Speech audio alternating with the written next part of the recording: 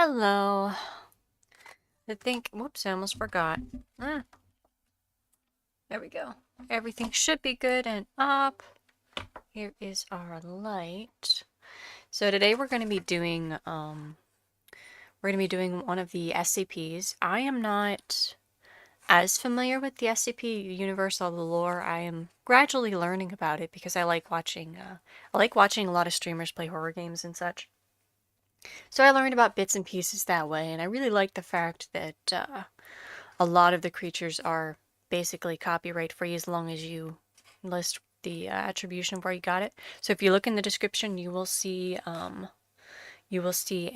link to the original posting. I didn't see the author name on there, but I did link the webpage. I apologize if I'm a little bit congested today. I don't know why I am, but I was trying to take a nap earlier and I couldn't because I could only breathe through half of my nose, which is really annoying. Excuse me. But I think we're good. I think everything is up. Looks like the microphone is on. So we should be fine. Alright. So I am also happy that I finally got a clay roller. So I was able to use that to roll out these pieces, and it didn't require me to like manually use my rolling pin, which was really nice. So it was still a little bit of work, but it was a lot better than it used to be. I hurt my hand the other day, so it was much easier on my hands to do that. But yeah, so this is our little base shape.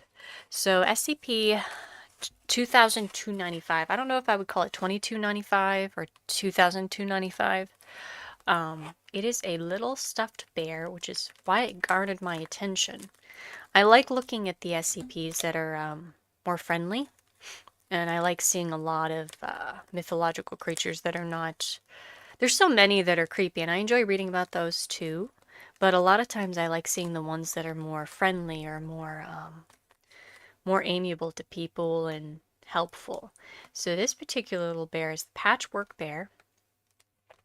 The image on the thumbnail is the one that's on the actual entry on this SCP Foundation website.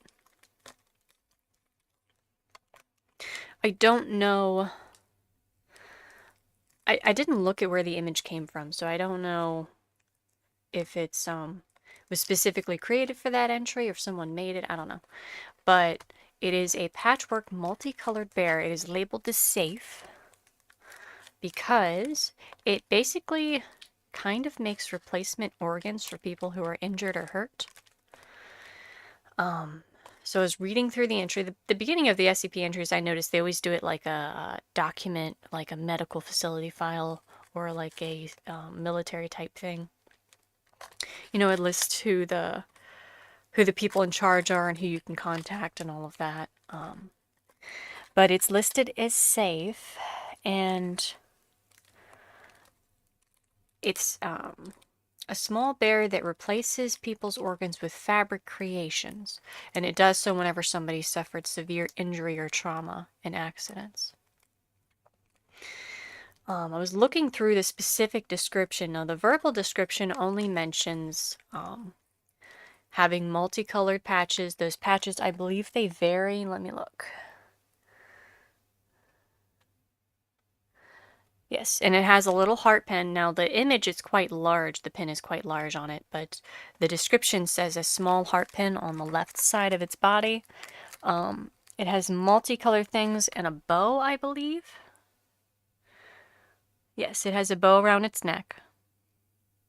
And the colors of all the patches will vary and change.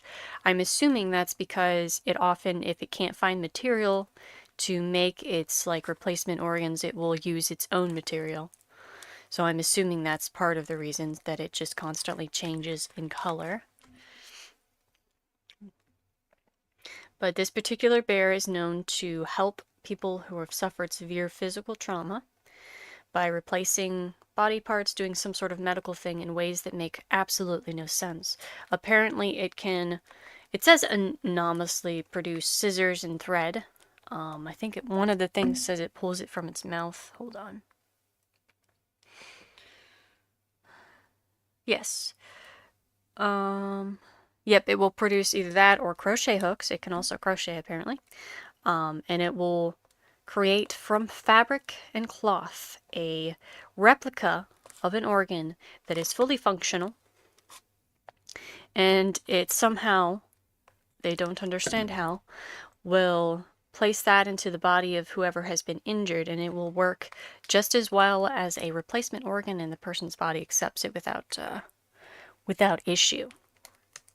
Normally, the bear is completely inactive and it looks like a stuffed toy until it is near someone who has been hurt. So that's kind of the gist of the entry.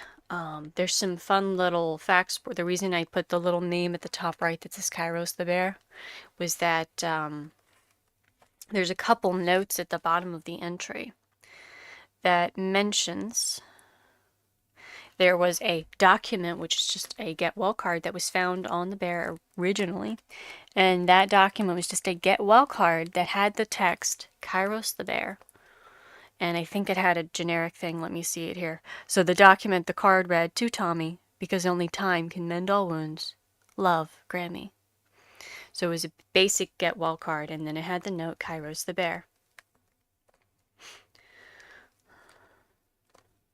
So I thought it was really interesting. I looked up the meaning of the word Kairos because I knew it was Greek. I know a little bit of Greek, not very much, mostly just like ancient biblical Greek. But apparently the word Kairos can very much, it has to do with appointed times or seasons. I think more modernly it might also refer to the weather, but it has the concept of an opportune or correct time, or in moment of like need or critical moments, which I thought was interesting. If I can, hold on, I can probably pull up the full definition here. Kairos. Yeah, the right or critical moment. In modern Greek, it means time or weather, but in ancient Greek, it had the concept of a moment in time that was very important, a critical moment, which makes sense with the lore of the bear because he is basically a healer who becomes active and uses either nearby material or himself, excuse me, to create and heal those around him. There's also some interesting little case studies that they have listed on the entry, if I can pull it back up here. And they go through the fact that apparently the bear will always select the youngest person first to assist. It will assist anyone. Most of the entries, I think, were elderly. Actually, were not super elderly. I think there was an 18-year-old. Hold on. Yeah, the test log. Most of them were adults. Okay, so we have some young people. We have like a 24-year-old, an 18-year-old, but then the other one was 38 and 50. So variable ages. So the bear typically goes toward whoever is the youngest.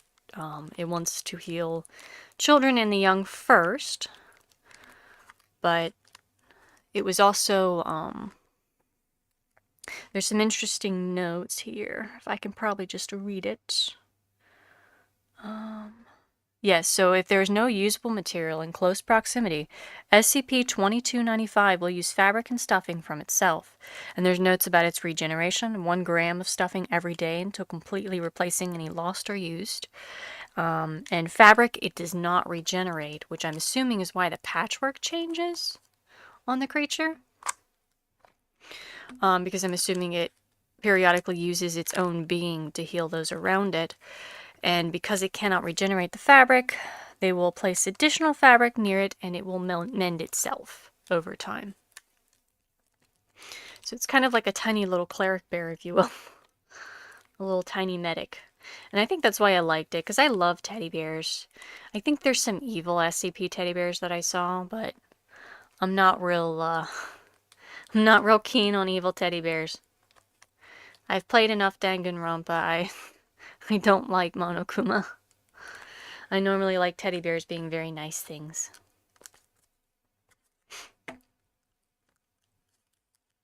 But yeah, so it kind of drew me to it because I like the nicer creatures. It's like when I did the, I already did SCP-999, which I am still trying to do the silicone versions of that. I will hopefully sell those at some point. I was just having some issues with the silicone. This one I don't intend to, I just wanted to have a nice little sculpture of it. So I think I probably will pick random fabric patterns. I don't want to match the image exactly that's on the website. Plus I noticed it said the heart pin was small, which the one on the image on the website, the heart pin's quite large. So I kind of wanted to make it a little tinier, and I'm gonna try to make a fabric looking organ that's going to be in its hands. At least that's my hope here when I do this.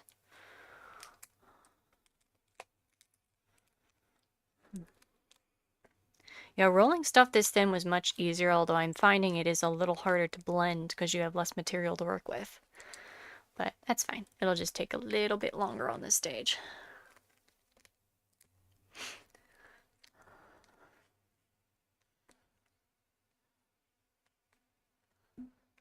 I might actually, hold on, if I pull my phone up here, I might actually be able to read it while I'm working.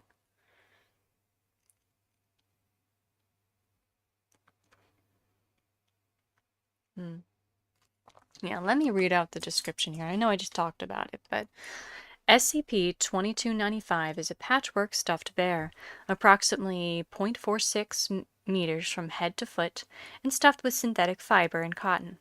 So I looked that up. Apparently that's about 18 inches. For those of you who, like me, are an American and are not as accustomed to metric units. I wish we would switch to metric units, but I also kind of hope that we don't, because I don't have a concept of how long a meter is, but I do have a concept of how long an inch and a foot is, so it's difficult to change. But we'll continue. SCP-2295 has a small, anatomically correct pin of a heart on the left side of its thorax and a bow wrapped around its neck. The fabric and color of SCP-2295's patches vary. Tests confirmed that no components of SCP-2295 contain any anomalous or chemical properties. So that's the full description. There isn't much mention of the eyes. I believe the image has embroidered eyes. At least that's what it looks like, small embroidery. But I'm thinking about doing button eyes. I think that would be cuter. Since it doesn't strictly say that, I'm gonna kind of take license with that. And since the bear's coloring is a little bit, variable, I think I have a just cause to do that, so. So now we got our complete base here that we're working with. I'm going to try to smooth out the clay here so it's not all lumpy.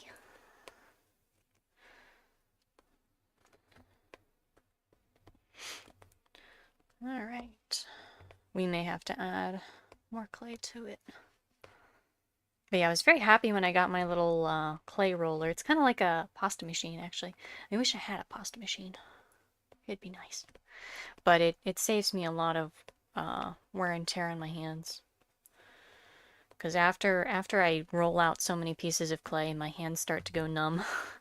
And I don't know what I did, but I've been doing a lot of work lately, and I didn't do anything last week because my wrist was hurting so bad. Every time I moved like my fingers in a certain way, it was like catching and popping, which is not a good sign. So I was trying very hard to not use my fingers and wrists too much, because I think I was going to start developing trigger finger, and that's not a great thing to have. I already have issues with carpal tunnel, and I think it's called ulnar nerve entrapment, where your latter two fingers will go completely numb when you bend your elbow. So I'm trying very hard to not further injure my hands. That would be really bad. But I've also been doing a ton of work on the house, so that's probably not helping. But yeah, that's why I did nothing last week. I was also very tired. And nobody really watches these live, so it wasn't too much of a big deal. But I was planning on doing this last week. Although I didn't have the thumbnail ready. The thumbnail's a little bit crappy, but I don't feel like drawing it again, so it will have to do. For now.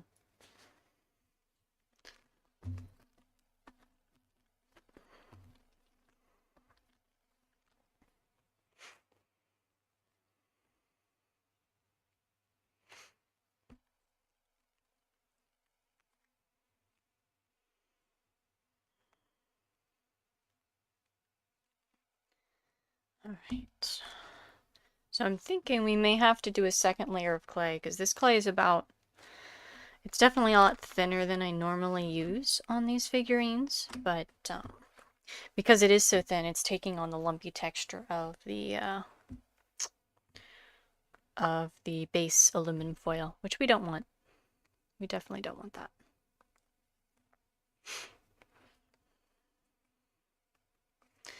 So yeah, I think what we're going to do is we're going to do another layer of clay here until we can kind of smooth out portions of it.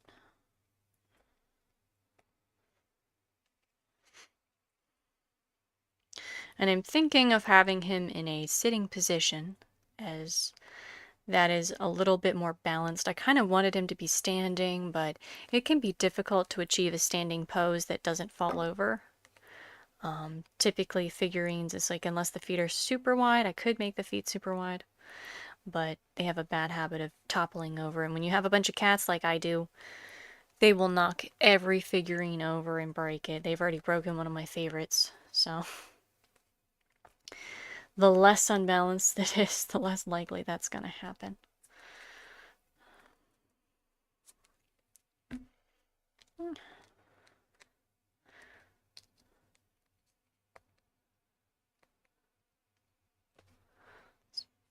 Extra clay here. Yeah, there we go. We can get this smoother now. So yeah, if I do this, it looks like I might have to do 2 layers of clay, but that is absolutely fine. Or just double it. To get the smoothness that I need. But it definitely requires much less prep work and, harshness on my wrist and hands. I know some people used to use like blenders to condition clay, but this is a fairly soft clay.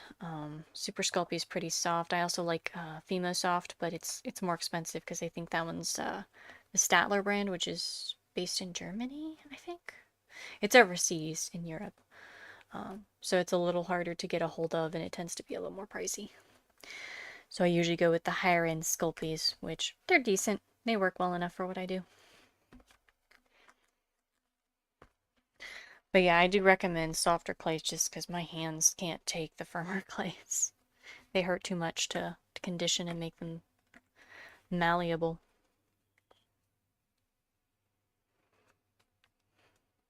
Alright.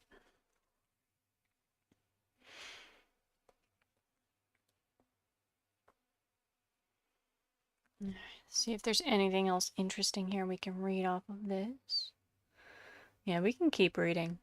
SCP-2295 enters an active state when within 2 meters of a human sustaining a major trauma to an organ. When in the proximity of 2 or more possible subjects, SCP-2295 will invariably choose the youngest subject. SCP-2295 will anonymously produce scissors, white thread, and either sewing needles or a crocheting hook from its mouth and use any fabric and stuffing in close proximity to fashion an instance of SCP-2295-1, a patchwork imitation of the subject's organ.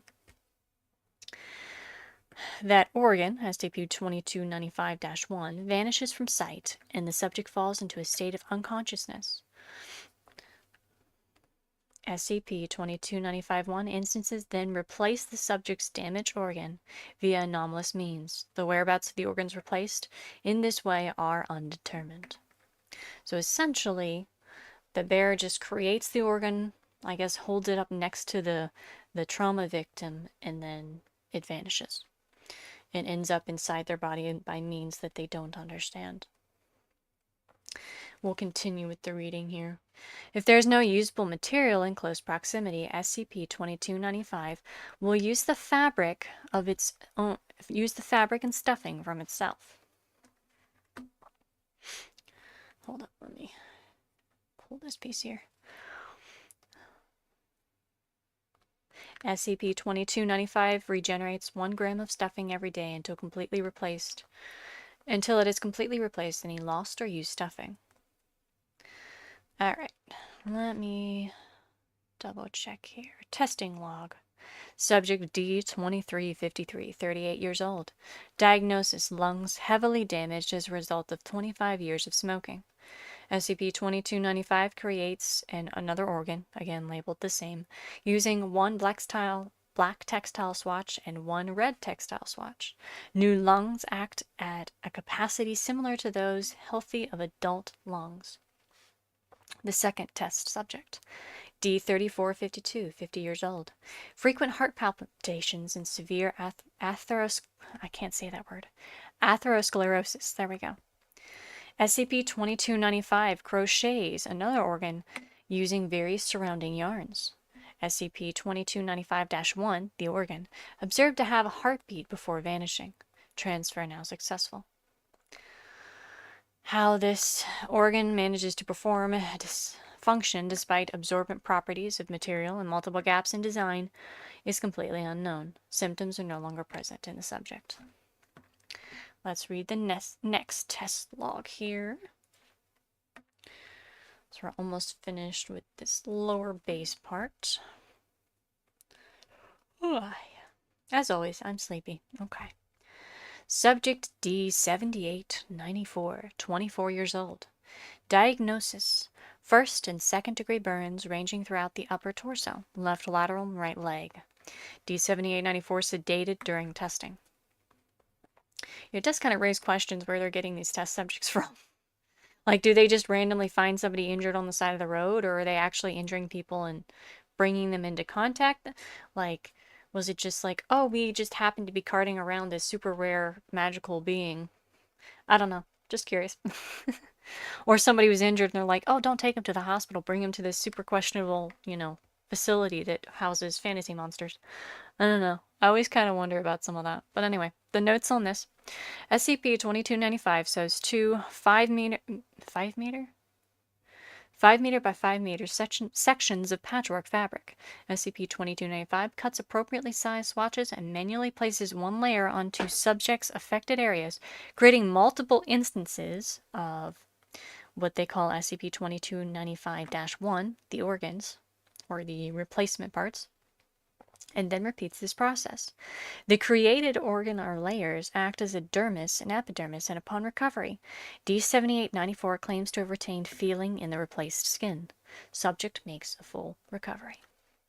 Now, if you know anything about replaced skin, when you get transplanted skin, you actually don't have feeling in it, which is why I thought that was a fun little note that the writer added. So, for example, I have my hands covered, but I had multiple replaced patches of skin on my fingers, and they are numb. I cannot feel anything in them. I have actually accidentally cut that part of my hand before and not realized it. That is something that commonly happens with, hold on, there we go. That's something that commonly happens with replaced skin. It loses its nerve endings and feeling. I'm not sure why. I'm assuming it's because like the nerve connections are cut or damaged in some way. But yes, if you have had burns or skin replacements or any sort of, like if you've had parts of your skin cut out and they had to replace parts of it, I know some people have had like moles and stuff that they had to cut off and test for like cancer type things. Those lose all ability to feel because you transplant skin, typically from your, like, the inside of your thigh or groin or something. So, like, I have 2 long scars that run on my hips from transplanted skin. They replace the skin from there, but when you transplant it, it loses its ability to have a feeling and sensation of touch. Like, I still feel pressure, but that's it. But it was really funny. I was remodeling my bathroom, and I kept noticing the walls because I was chipping off this old tile that was crumbling and looked terrible. I kept noticing there was this weird like red splotches on the walls. I'm like, what? They had like red paint dots everywhere. This is really strange. And I kept wondering where it was coming from. And then I looked down at my hand and realized that I had like cut part of my knuckle here. And another part where the skin is pretty much numb and it was bleeding everywhere. And I didn't notice it at all because I don't really have, unless the wound is particularly deep, I don't have much sensation because the top part of the skin was replaced. So, I thought that was a really interesting little note that the creator added there. All right, there's one more subject here. Subject 27, D2723, 18 years old. Diagnosis, cerebral hemorrhaging. SCP-2295 grasps various materials in proximity in a distressed state for approximately 1 minute. SCP-2295 then anonymously produces its blacked out something, a Dove Milk Chocolate king-size candy bar, and offers it to the subject. SCP-2295 spends the rest of the test embracing the subject's lower right leg while producing an anomalous saline solution, i.e. tears, from its eyes. Which, that one's just sad. So apparently it can't do anything for brain damage. But we'll just stand by and hug and cry until, I guess, they don't note that the person dies, but obviously it was desperately trying to do something and could not. Which, that's really sad. Alright. Addendum on 2295. Document 2295 was recovered taped to SCP-2295 inside the site of a crashed mail delivery vehicle. Does that mean that's where they found this thing? Like, they originally found this creature inside a crashed mail delivery vehicle? The document read, "Get well card" with the text Kairos the Bear, which we already read, and then I read the little note which just says to Tommy. Because time is the only thing that can mend all wounds. So yeah, I really liked this one because it seemed very sweet. Although that last test subject thing just made me sad when I read it earlier. Because it was trying so hard to help and it could not. So yeah, I really like this one. I'm not sure if there's other positive SCPs. I was looking for a couple because that's when I ran across the 999 one, the happy little tickle monster sludge thing that was cute. I ran across that one, and then trying to think. I saw this one because I was looking for teddy bear ones because I knew there were some. I don't know if there's like a ton of interesting ones because I know a lot of them are either just odd or neutral or actively harmful and creepy. Some of them aren't even objects or things, they're like concepts, which I think is pretty cool. Like I think there's a staircase one, but I don't remember it very well. So yeah, I'm still very unfamiliar with a lot of the SCP stuff, but I've been having fun reading through. It's kind of like the mythology I'm doing from various countries. I'm having fun reading through the different stories in the lore where it came from. And this one's fun because of the fact it's copyright free, that if it becomes popular enough and I want to incorporate it with my dice and stuff, I can do that. I do want to start a section on here with fan art, but that's not something I can do with my Etsy shop, unfortunately, because it is not legal to sell fan art unless the company is okay with it. I know everyone breaks that rule, but I will not. So I'm also thinking of starting a series on obscure D&D monsters, because I think that would be a lot of fun. Most of them are drawn from mythology, so kind of a blend there, but we ran across one the other day with my friends. It was a Thanaton. It was like a flying raccoon squirrel monkey thing. It was really cute. I was like, oh, I want to make that. So I might do a series on weird or obscure D&D monsters as well. And I think that one was like an old first edition thing. I'm sure it's in the other editions. I just don't hear about it very often. So yeah, I'm thinking about doing something like that as well for fun. But I figured SCPs will give me a lot of stuff that's fun to read. And then we can just read parts of the entries while I was thinking about talking about it, but I think having me read it was probably better, and I'm probably going to do that in the future. Just pull it up and read sections of it as I'm working. But it gives me a great deal of more things to sculpt. So I started a new playlist for SCPs, and that is why I have the official little SCP thumbnail now. And I will be adding D&D stuff to that soon, because I want to do some D&D monsters.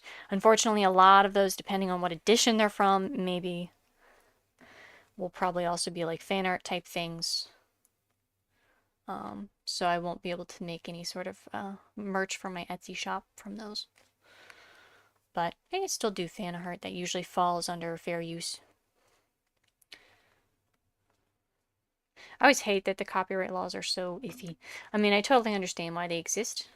Um, and I like it when private companies or certain ones, like I know Critical Role had, unless they changed it, a pretty awesome thing on fan art where you could sell it. You can make like a limited edition run of stuff as long as you used your own artwork. They didn't care, which was nice. And I think some other fandoms have gone that route as well, where it's like you can make either a certain monetary amount before you have to request a license from them. Usually they just want to restrict the use of it in like video games, media, or things where people are stealing their ideas basically, or their artist artwork, which is totally fair. So yeah, but a lot of companies are not that nice. So I will be careful, but I have some Zelda stuff that I want to do fan art of.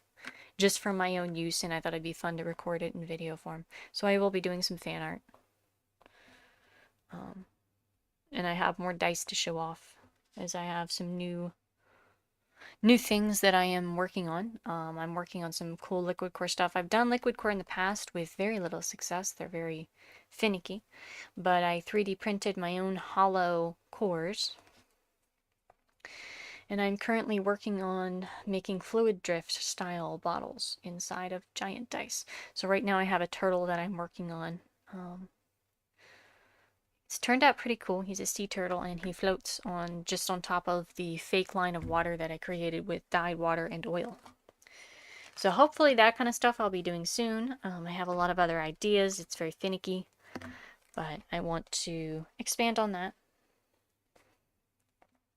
So we'll probably do, next week we'll probably paint this guy, but the week after that I'll probably do some dice stuff. Because I really do need to promote my shop more. And then we'll probably get back into randomized creatures or some more mythology type things. Because I haven't done some traditional mythology for a bit. So I may look for some. I'm trying to think of like I don't do too many creepy things. I might want to actually do something less legitimately scary and try my hand at that. Because I usually do cutesy things. But there's some creepy Irish monsters that I want to do.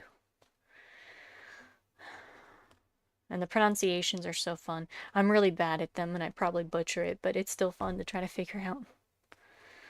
Gaelic is a very pretty language, or Irish, or I guess whatever it's called.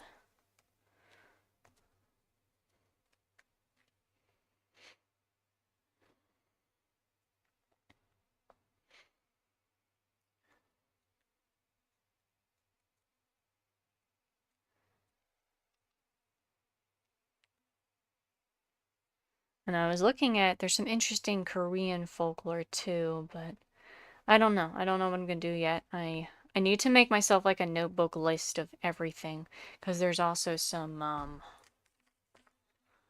more fun American cryptids like the Loveland frog and stuff that would be fun to do. I've done 2 frog-like creatures recently, so I'd, try to do something a little different for a bit, and I want to do some more SCPs. I know there are some other cute ones, so I might go that route and do some of those, since they're more down my alley.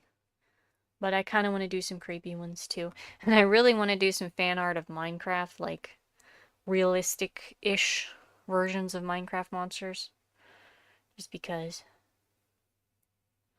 I've been playing a lot of Minecraft, so we'll see. I'm thinking about, like I said, I'm thinking about doing a fan art category where I do various types of things. Some of them are going to be house projects. I have one I've been filming for a while that I haven't been working on, but that involves a Epona and an old rocking horse that I had. So hopefully I will finish that up and have some fan videos. Probably not live on that one, but I have some other ideas. I need to test out a new sculpting medium that I want to buy that'll allow me to do basically a type of concrete clay. So I want to do some outdoor sculptures, and I'm thinking about doing some Zelda-themed ones, just for fun. So we'll see. I may do some of that. So I'm probably going to add a fan art category and then potentially obscure D&D monsters. And then I'm just going to flip-flop between them. Although, I think I was thinking about making a house art, because a lot of my fan art stuff's going to go in my house. So it's kind of like house projects and furniture and things. I'm probably going to be doing a bunch of stuff from my cat's playroom shortly. If I have the money to buy the materials, which I don't currently. So yeah, I'm not sure. I may have to have double themed categories. Because a couple of them are both fan art and house projects, and I kind of wanted to make a house project section. So that I can go back to filming some of my bigger art pieces that I do in my home.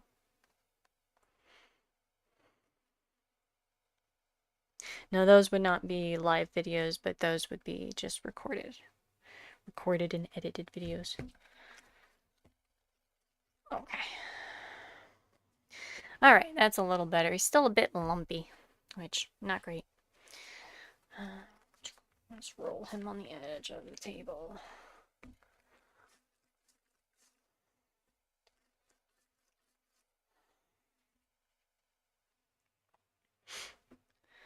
Alright. And if I remember correctly, the image here of the bear is a bit more, what's the word I'm looking for? It's like an older style bear, like a Boyd bear kind of style.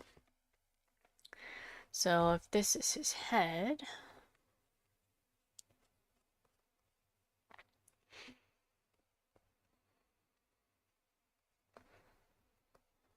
Okay, so if this is his head, then we need to attach a slightly protruding nose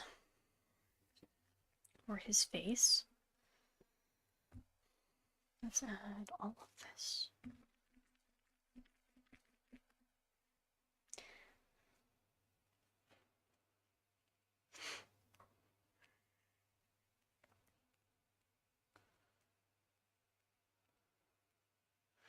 Let me pull up the photo here. Like I said, I'm going to take a little leniency or a little artistic license is the word I'm looking for. I'm going to take a little artistic license with it, but I do want to kind of get the rough style of the bear. And I think I'm going to do button eyes. I don't know if I already said that. I was thinking it. I think I already said that, but I am probably going to do button eyes.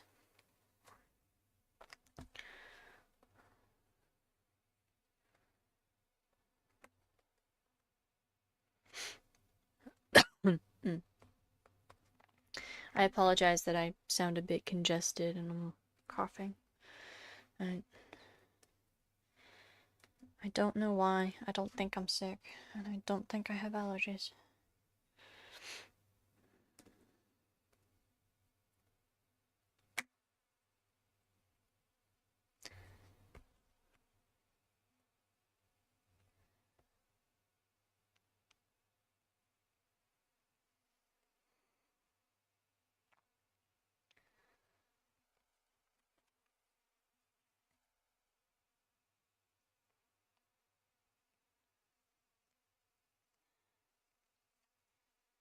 Alright.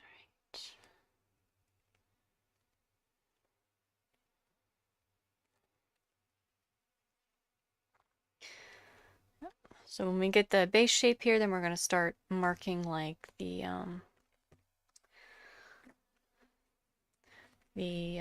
what's the word I'm looking for?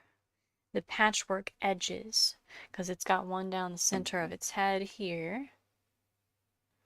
So it's like this, and then it's got the one around its mouth like that. Because it's like a classic old style bear pattern. And then its head here is different fabric. Yeah. Okay. I really want to learn how to sew. I want to make stuffed animals. That'd be fun. Okay.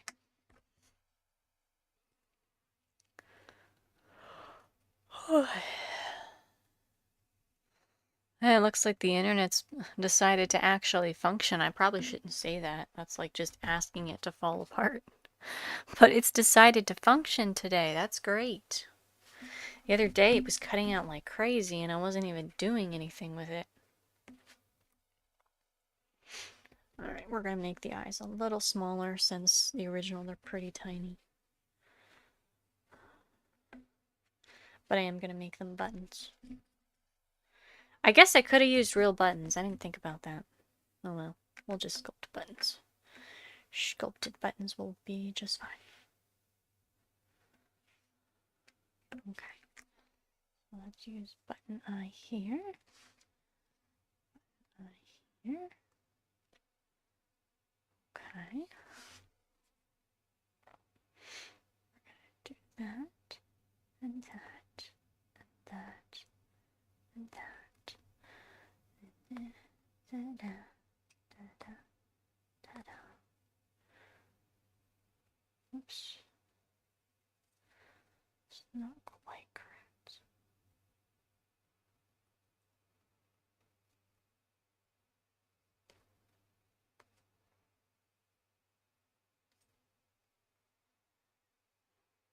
Okay. Well, let me mess this one up. Let me take a tiny bit more clay here. Not quite right.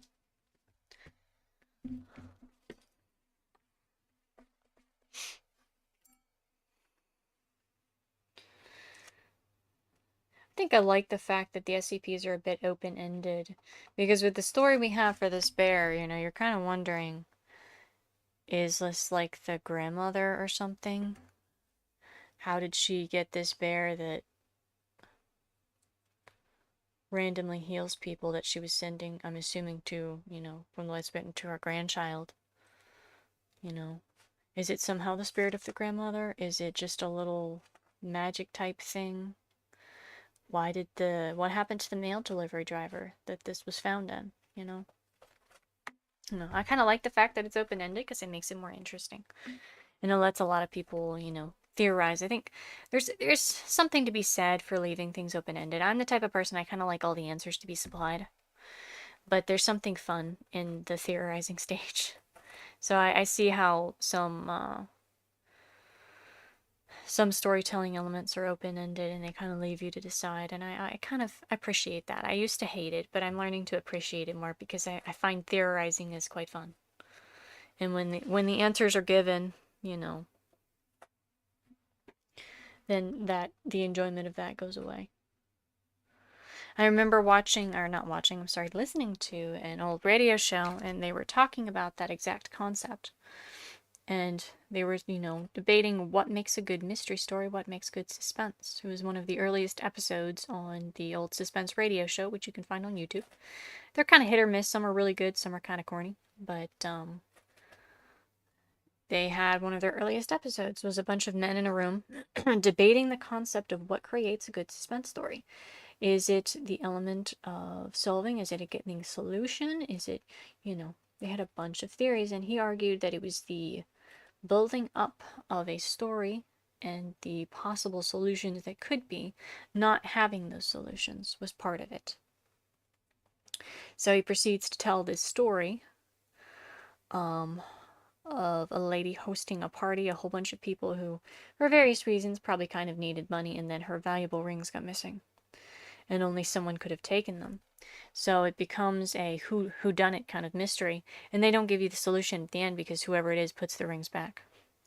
So then all the men start debating about it, and he argues, see, that made a good story, because if I told you a solution, then there's only one answer, but the excitement of having multiple possibilities and not knowing makes it more suspenseful. So I used to, you know, always want the answers for everything, but I think I've learned to appreciate not knowing things, and the fact that that's sometimes more fun. And with SCP Universe, I think it makes sense, because horror, I think, really pulls from the unknown, because we tend to fear things that we don't understand. Or at least be fascinated by in this case. Alright, so we have his little face. We're making progress.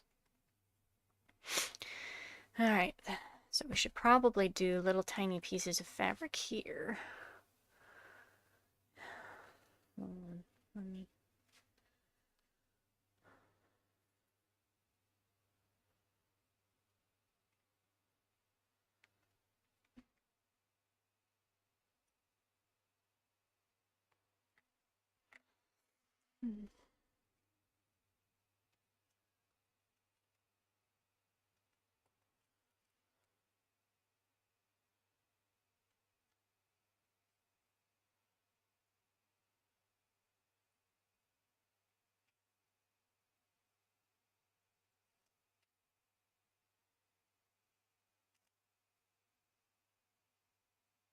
Okay.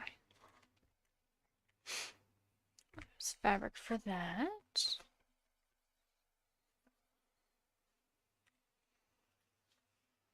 Alright.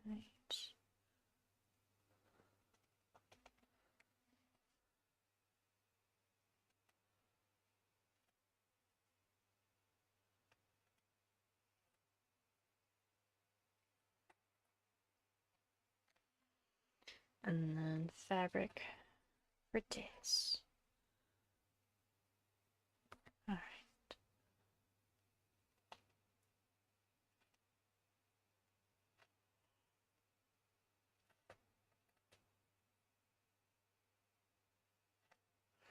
There we go. So now we have his little fabric eyes. The embroidered nose. It does have a mouth, so we do need to do that. I tend to make teddy bears without mouths. But this one very much does have a mouth. It's part of the lore, so he definitely needs one.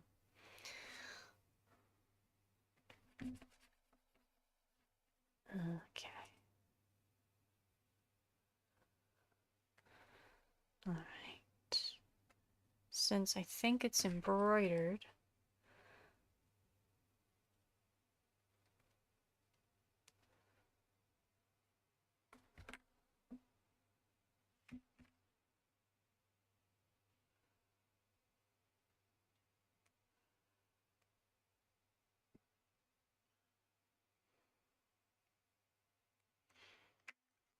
alright.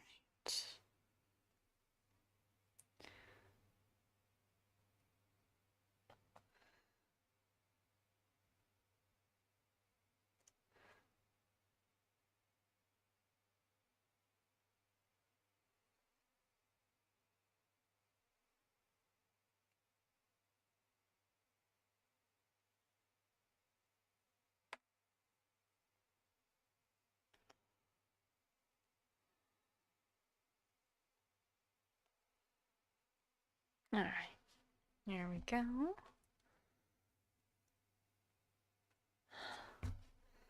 Let me pull up the design again here. Alright, so now we gotta make his ears. Split this. That's about right.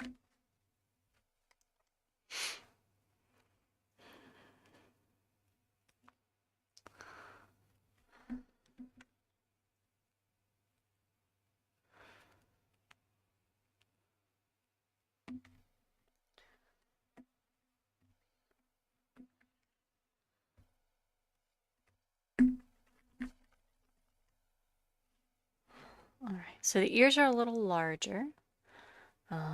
We'll see.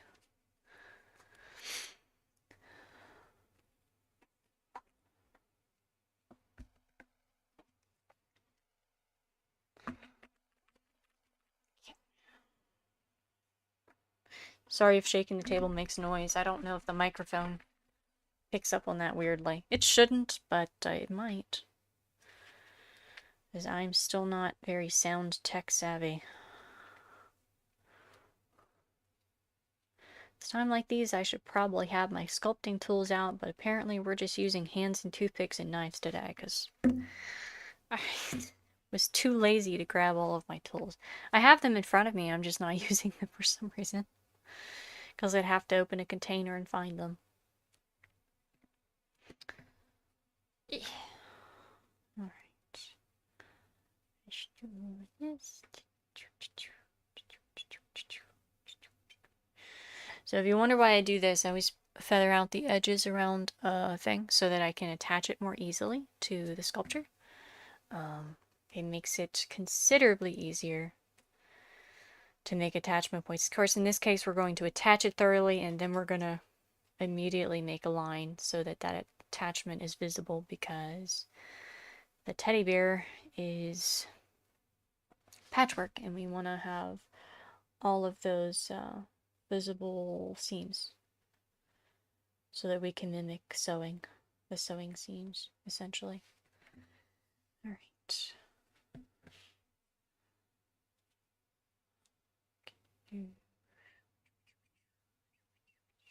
think it'll be fun to paint this too, because I get to do all the different patterns. Oops, I messed that up. Okay. A little. Okay, we'll do this. And the end of a paintbrush. See, it is a proof you don't need fancy tools to sculpt. They do help sometimes. But you can also just use the end of a paintbrush. Or a pencil.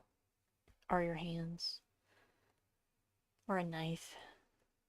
Lots of things work. You don't need fancy equipment. Unless you're doing kiln clay, in which case you do need a kiln. I really want a kiln. Alright.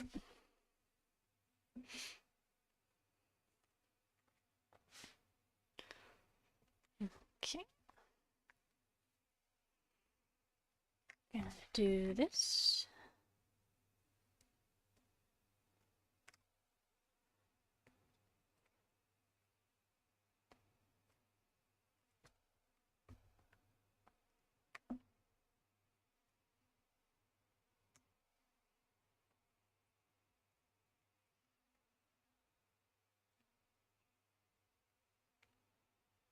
Alright, so now we're going to make the seams a little more visible here. The ears.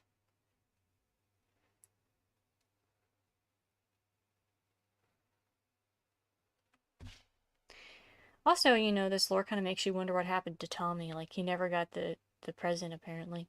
So, is this poor bear just, like, desperately trying to heal everyone because he can't find the person he was supposed to heal?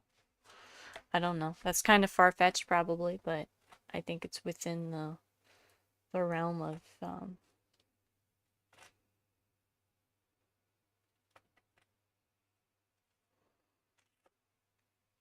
think it's within the realm of supposition, or that's probably not the right word. The realm of possibilities.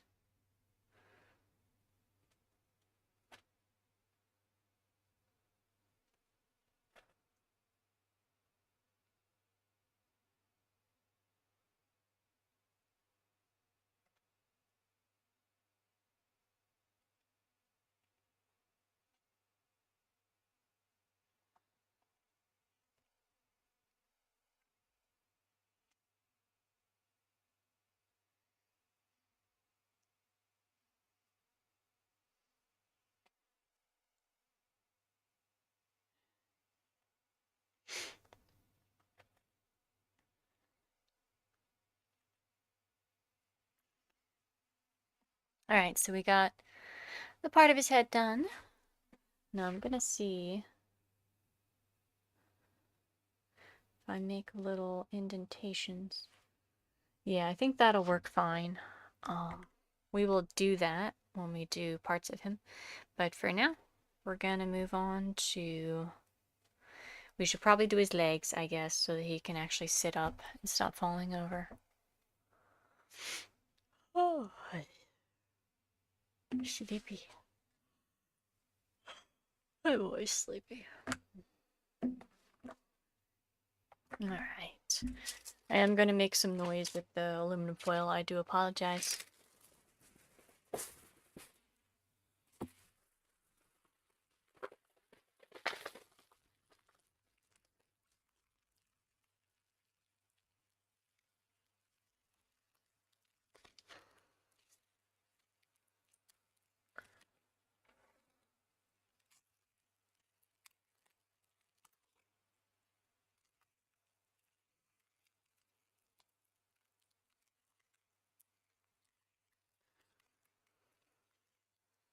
Let me... Okay.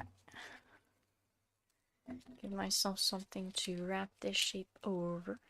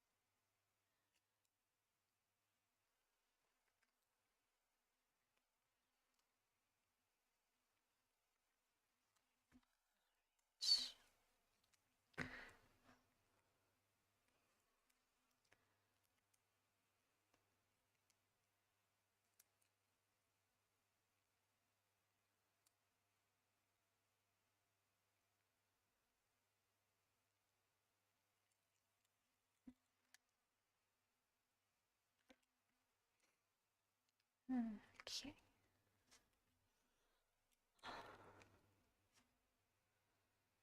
Yeah, I kind of like his feet being little. I know that's not the way it looks in the picture, but I want to make his feet little.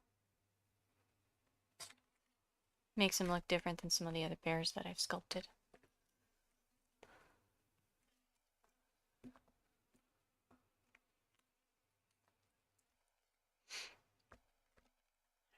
Smooth this out a bit.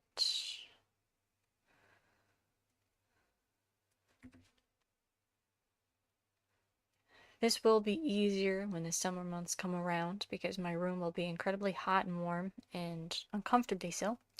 And the clay will be much easier to work with because it's very much affected by temperature. It's actually almost hard to work with sometimes when it's too warm. But I'm working on insulating my house better, so hopefully my room won't get quite so hot in the future. But summertime comes around and it's a lot easier to work with this. It's also a lot easier to work with resin. Resin is a nightmare to work with when it's cold. Because like when my house gets down in the 50s, like it sucks. It doesn't even want to pour properly. It takes forever to mix properly. And just it creates a plethora of problems.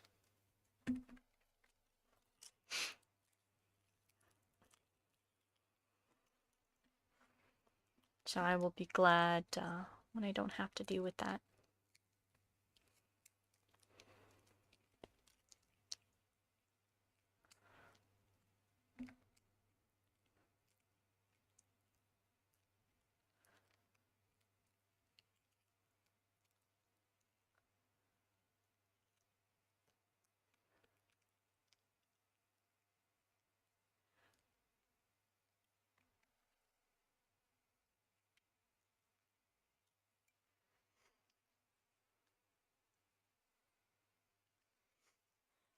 Oh,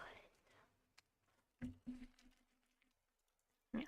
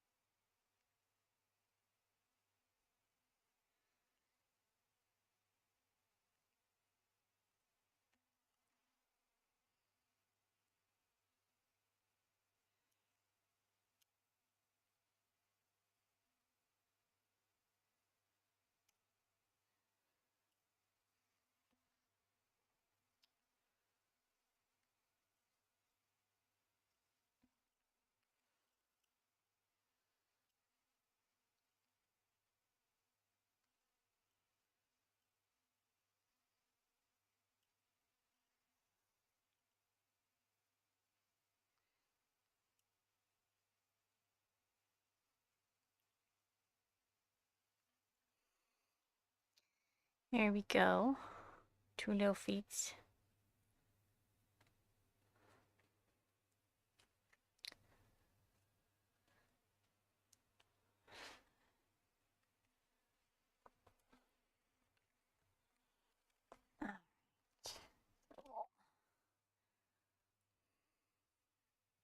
No, I don't tend to do the underside of the figurine, so I'm not probably going to do the underside of the legs. I'm just going to attach it really well.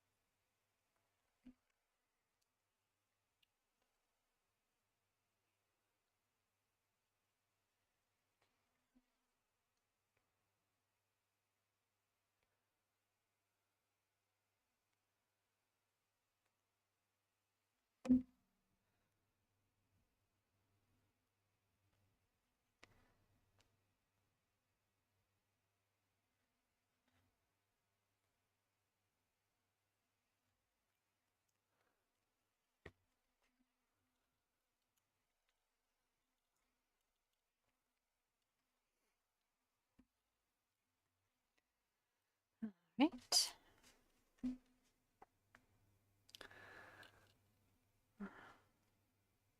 So once we have it attached really well, we then have to draw the lines that show the seam because it's a patchwork bear.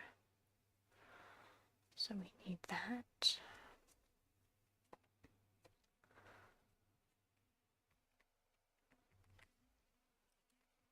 Okay.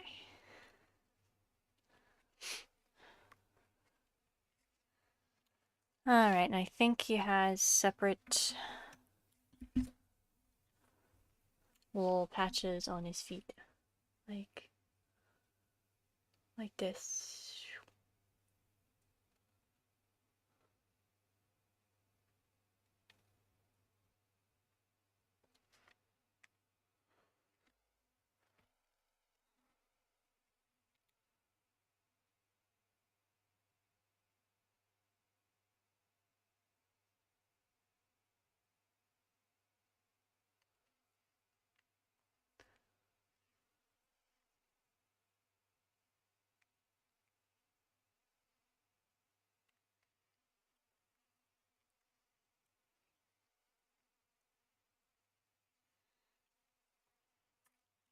Alright, so now I think we're going to do the little pin. Now it says it verbally says small, but in the picture it's quite large. So we're going to make it, I'm going to go for small because I think that'll help the image better. Okay. And I'm just going to make it a pin, so it's most of the detail is going to come in when we do the painting. So I'm just going to do the rough outline here of a heart.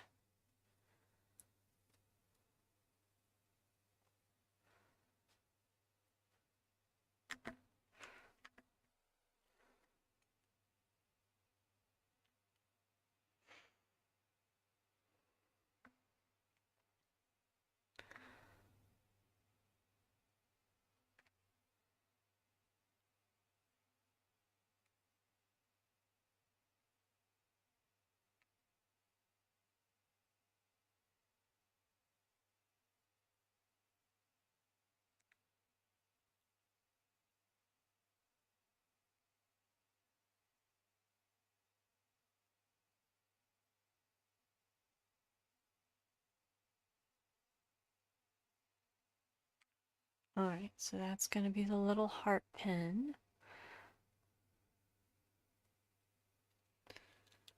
Okay. And then we're going to do the line down the tummy.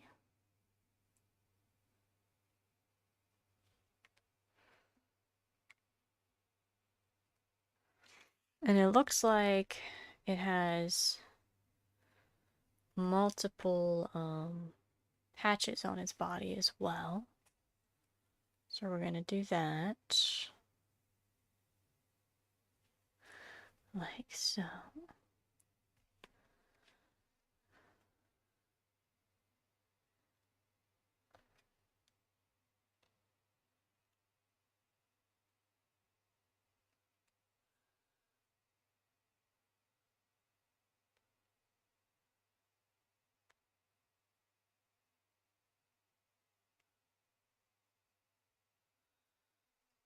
Okay.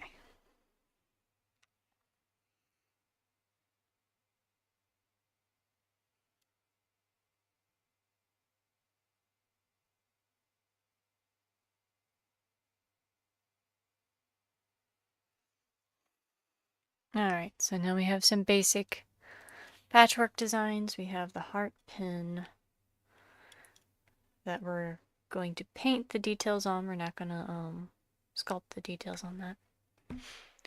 So now we got to do the arms.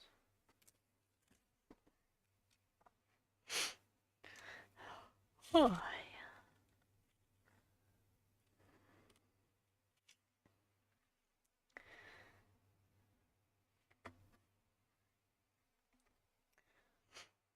Okay, I'm going to use the aluminum foil again.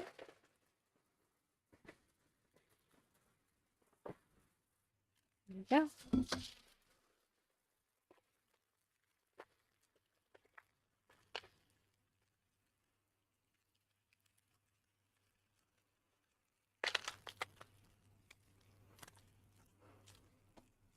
Thankfully, the arms look pretty basic.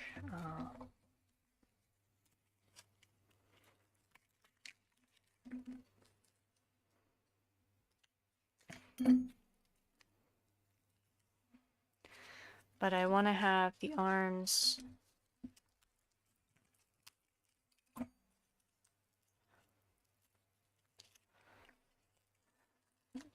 need to be the same length.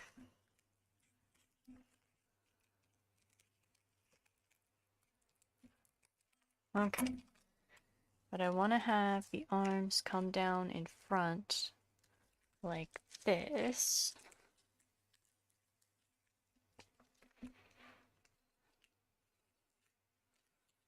Like so. Because I want it to be holding a fabric version of a heart in front of it.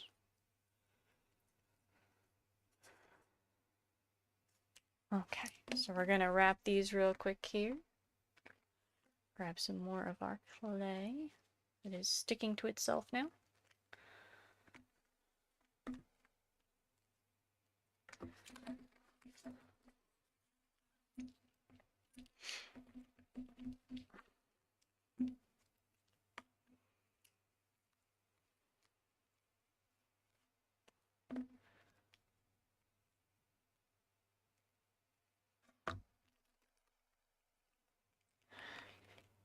Alright. Well, the arms were very simplistic in the picture, so we'll go with that. We'll go that route.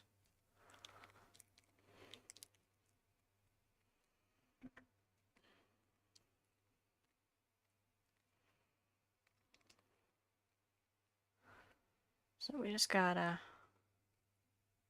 smooth this out a bit. And then I think the arms were patchworked. Hold on, how are they patchworked? Yeah, so there's like a line here.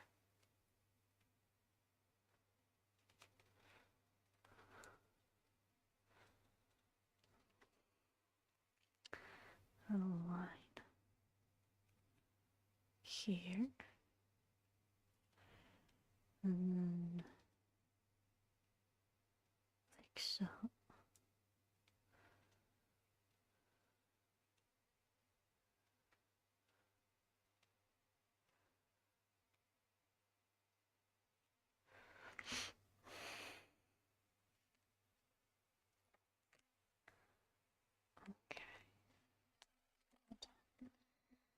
Use a little bit of extra clay. Move the arm down a tad because we want it down here. There we go. Alright.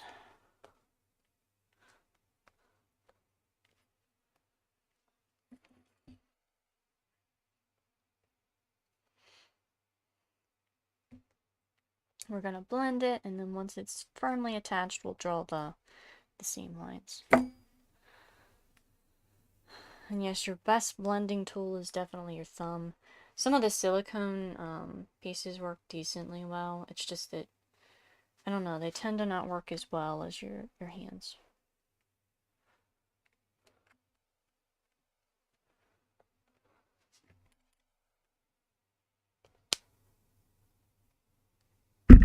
Oops, I didn't mean to hit the microphone, sorry.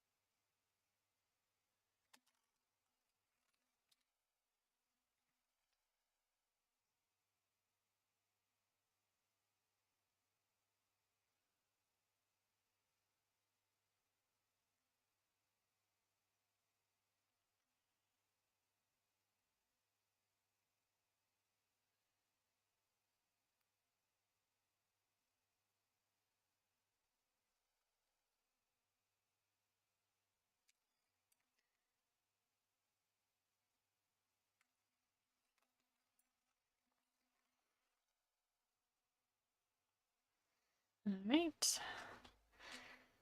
Now we have our other arm.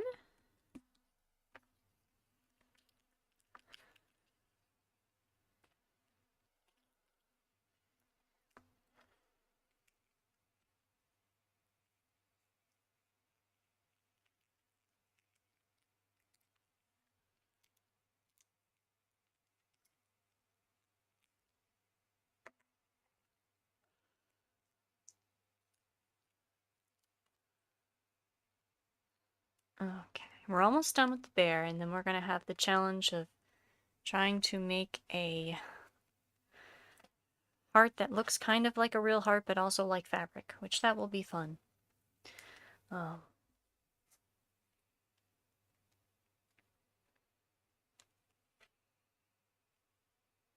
So we're almost completed here. We just got to do this. I'm probably going to do some faint little stitching patterns on the fabric. The seams that we've drawn. Not necessarily on all of them, but at least on some.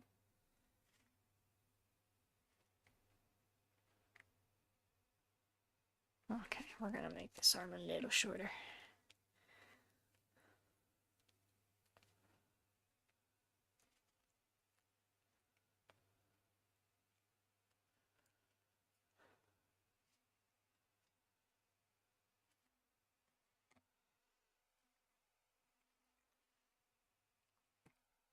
Okay, gonna do that.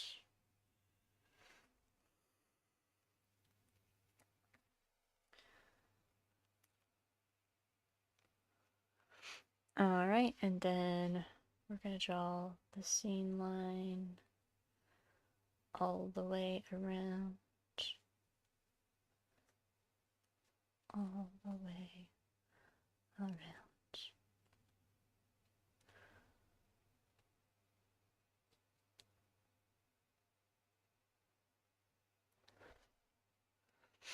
And then here.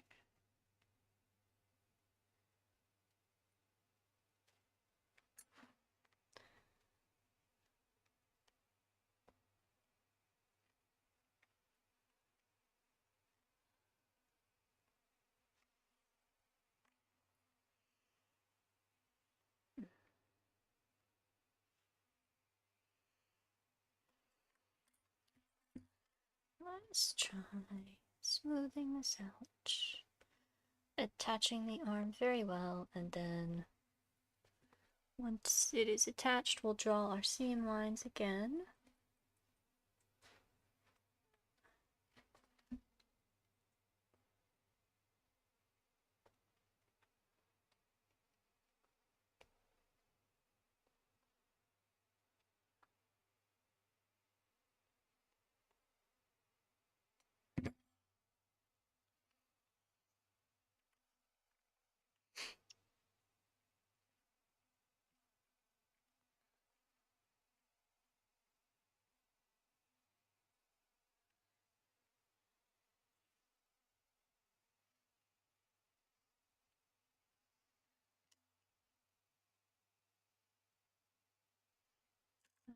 So let's do seam.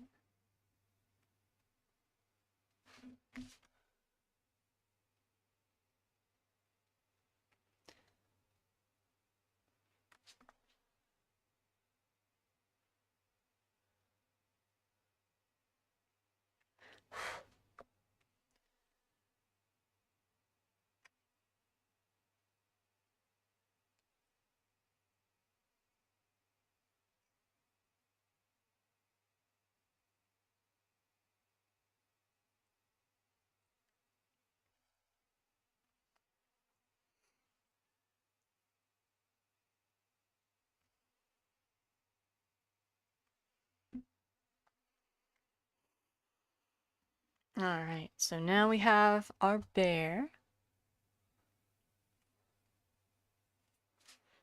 His hard pin. Now, we get a little more aluminum foil.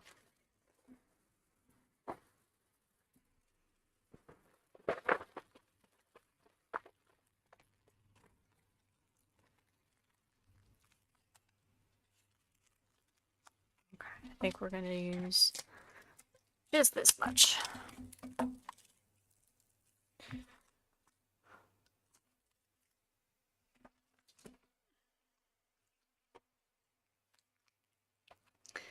Let's move all these pieces to the side. Whoops, I didn't mean to hit the light. There we go. Alright, so now I'm gonna look up some pictures of hearts. See if we can sculpt a somewhat decently realistic looking heart kind of thing.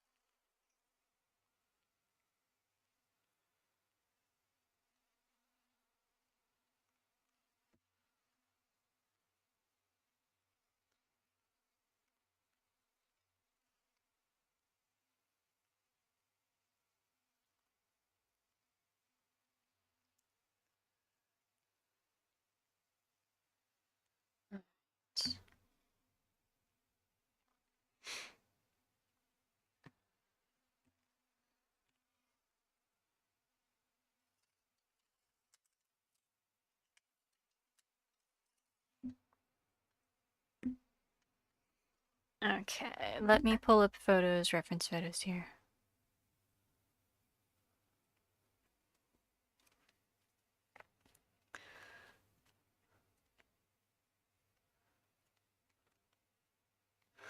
Okay, let's see. Heart.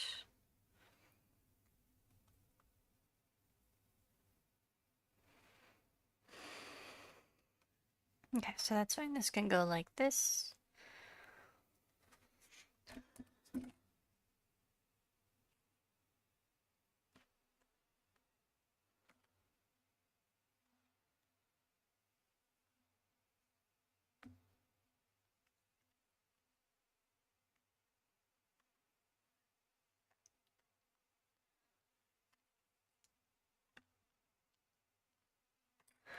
Alright. And we should probably do a patchwork fabric piece here.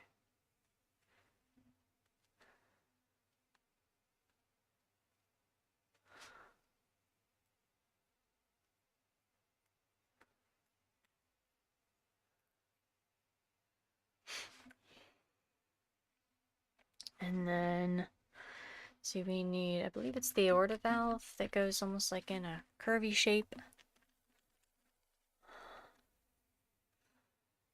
Yeah. Like this.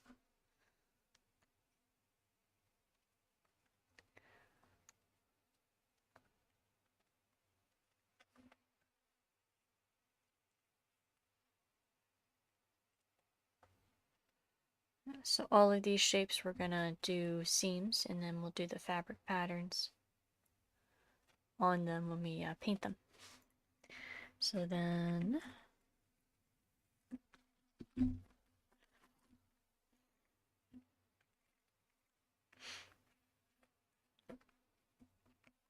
sorry, these gloves are a little big for me.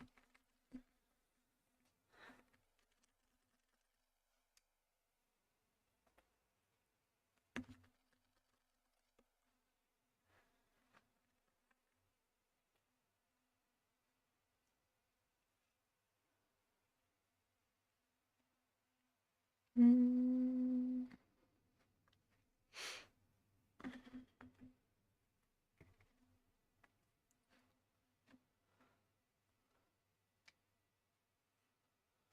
And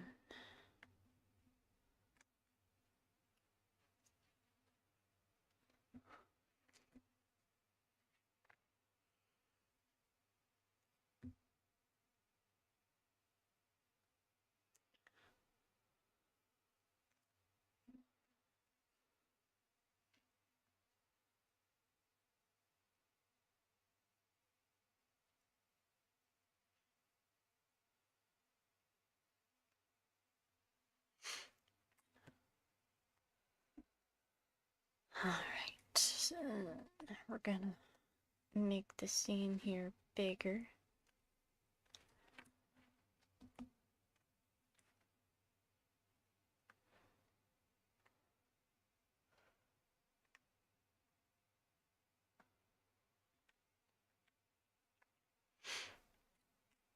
I think I'm missing one. Oh, that's right, because this needs to have multiple little things on it. Like so.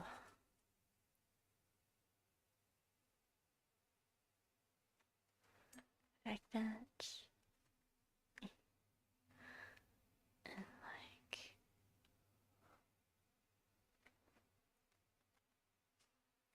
And like that. This isn't going to be perfectly accurate heart, but it'll be close enough for the purposes of this.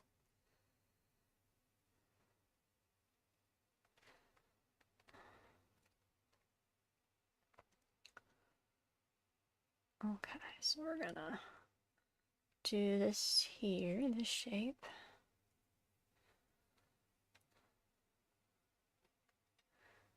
And then we'll just patchwork some interesting seams here.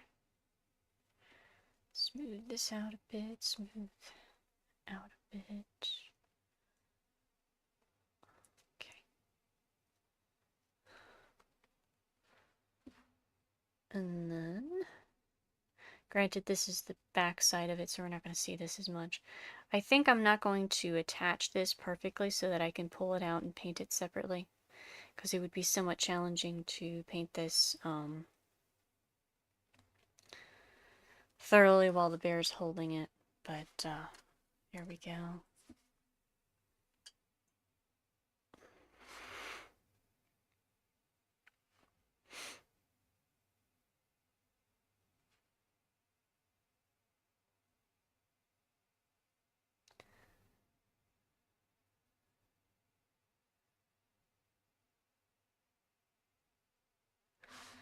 Okay.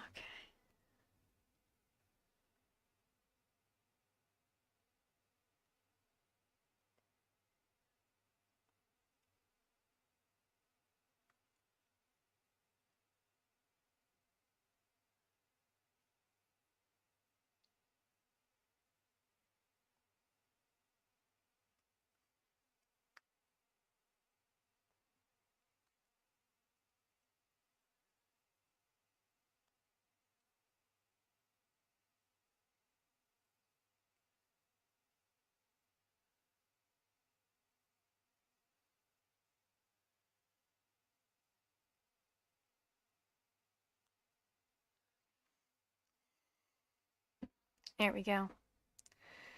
Alright, so this is what we're going to use for the patchwork heart, but I'm going to start doing little fabric indentations here.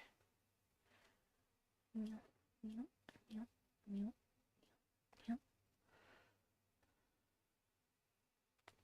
think this will be really fun to paint. This one's going to be interesting. It's going to take a while too.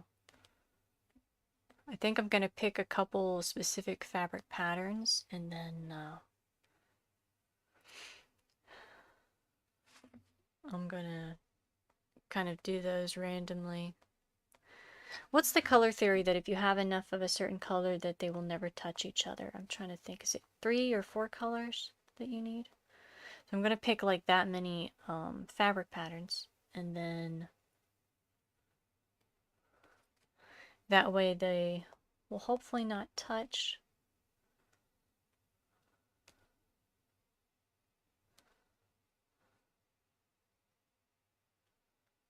There we go.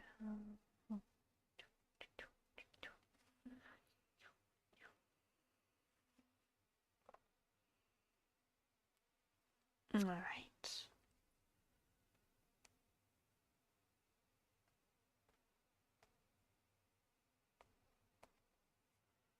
Yeah, and I'll bake it with the arms shaped around it, but I will not attach it thoroughly. That way I should be able to pop it out of its socket or its location so that I can do more detailed painting.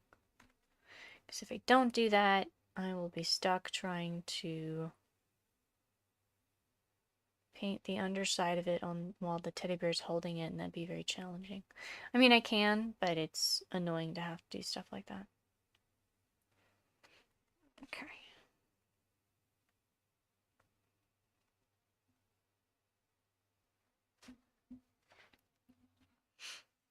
Okay.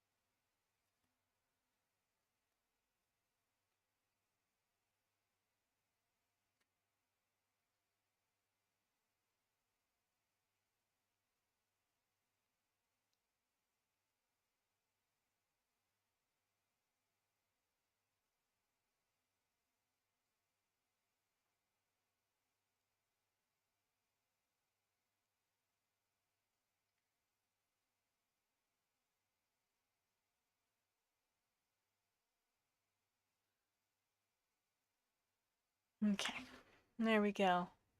So it's our fabric patterned heart. The light's a little bright there. You can see it better like that.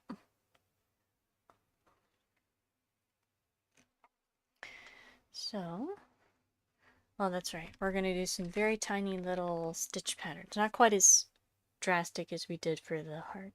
Just little stitch patterns all on the edges of things.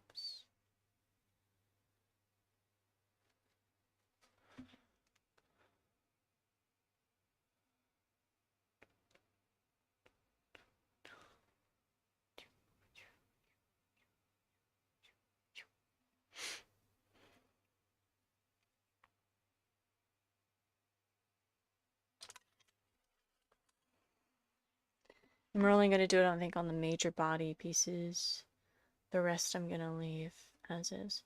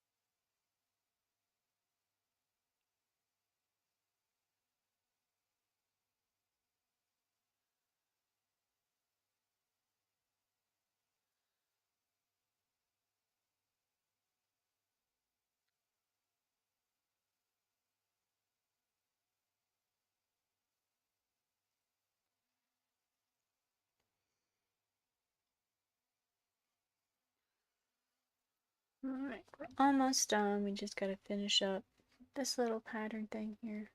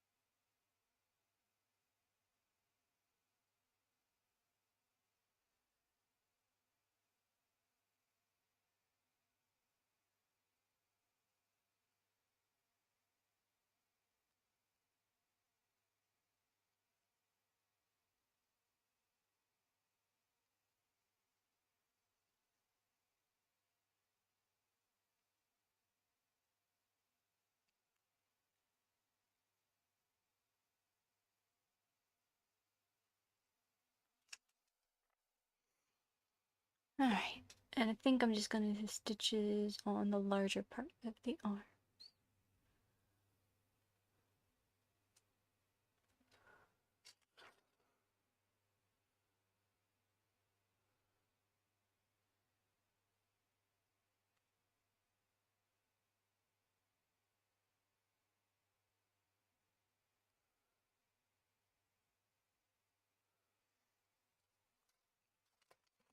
There we go.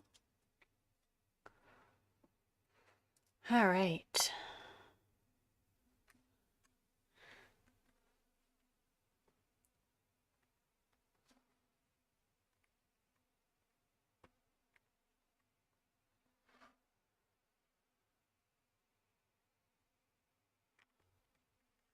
So here we have our SCP-2295 with a fabric heart that he's going to be holding on to. I think, oh, I should do, since this is technically embroidery, it should also be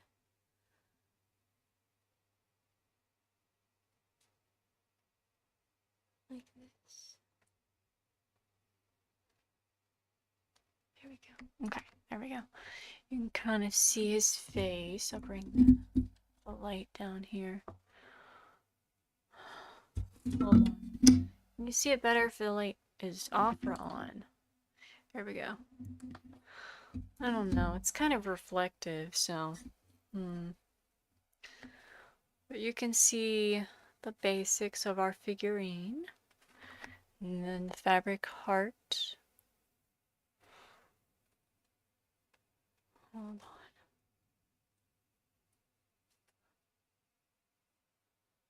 See if I block the light a little bit with my hand.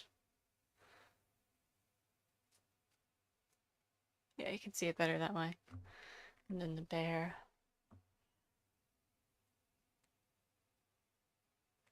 Alright, but I think we're done for now with this little guy. So next week, we will be painting this particular SCP. And the week after that, probably going over dice things because I have a lot of dice sets I'm working on. I am now offering miniature sets with little pocket holder type things. Pocket containers, rather. And I am working on liquid quartz, which should show up on the shop soon. And I'm going to try to work on the other SCP that I did where I wanted to make a silicone version of him. I need to work on that. I was having some issues with the silicone, so I will hopefully have him up as well. But if you watched this video, I greatly appreciate it. Thank you so much. I had a lot of fun with this one, and I think he's going to be more fun to paint with all the different fabric patterns. So, thank you so much for watching. I'm going to head out for now, but I greatly appreciate it. If there's anything you'd like to see me make or do, if you have a favorite creature in mythology or elsewhere, let me know. I'd take suggestions and I'd be more than happy to look at it and see if that's something I can make. But thank you so much for watching.